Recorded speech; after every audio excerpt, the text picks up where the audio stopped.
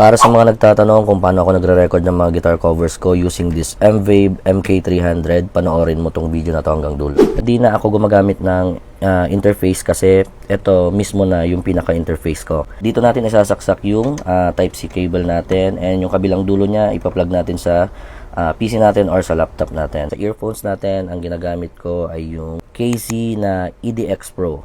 Okay, nilagay ko din pala dyan sa comment section yung link kung saan mo ito mabibili. Kaya kung gusto mong mag-check out nito, pwede mo itong check out. Dito natin ilalagay dito natin ipa-plug yung earphones natin. Pero sa case na to, ang gagamitin ko is hindi yung earphones para marinig nyo rin. Bali, ipa-plug ko to sa speakers ko. So, yan. Ang ginagamit ko palang app sa PC o sa laptop is yung Audacity. Bali, free lang naman to, pwede nyo siyang ma-download. Yan. Ilang aayusin natin dito kay Audacity is ito. Dito sa microphone natin, ito ang i-select natin, yung Synco Audio. Yan. Tapos, pagdating naman sa speakers naman, ang gagamitin naman natin is yung, syempre yung sa speakers natin, yung Synco Audio pa rin. Tapos, click lang natin yung microphone icon dito. Yan, para makita natin kung may pumapasok ng signal sa PC natin. Yan. Ayan, pipitik-pitik naman siya dito pag meron na siyang signal. Okay, so sample lang natin. Sa pagre-record naman, punta naman tayo dito sa tracks. Ayan. Okay, add new. Ayan. Stereo track yung ginagamit ko. Ayan, para may left and right siya. Bali, dalawang track pala yung ginagamit ko. Okay, dito sa track 1, naglalagay ako ng ano dito. Nandito nakalagay yung mga backing tracks ko. And dito sa track 2, dito nakalagay yung guitar tracks ko. So, once na na-record mo na yung backing track mo, okay.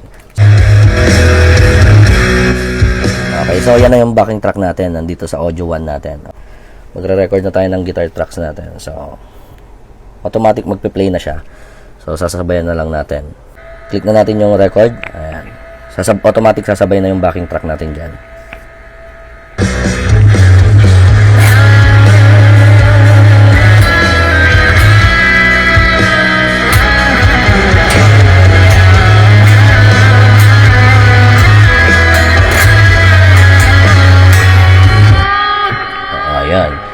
Natin, try natin pakinggan.